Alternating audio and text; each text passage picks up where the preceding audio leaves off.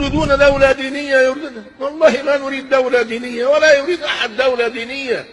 الدولة الدينية مرفوضة عندنا ونحن نريد دولة مدنية. خطأ. لا يوجد في الإسلام ولا في العالم ما يسمى دينية، وأنا أؤكد أنه نحن نريد الدولة المصرية الوطنية الديمقراطية الدستورية الحديثة.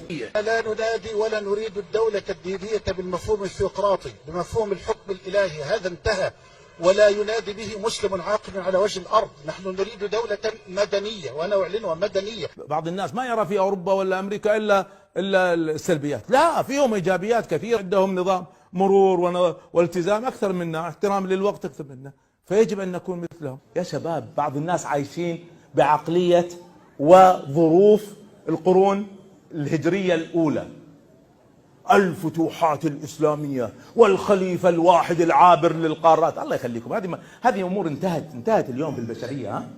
انتهت. ربما تجد الكثير من الشباب حينما يتحدث عن النهضة يقرنها أو يجعلها مرادفة لكلمة الخلافة، وأنا هنا وضعت في بحثي مفردة عنوانها حلم الخلافة. أشرت فيه لأن هذا المعنى في نظري أنه مزلق فكري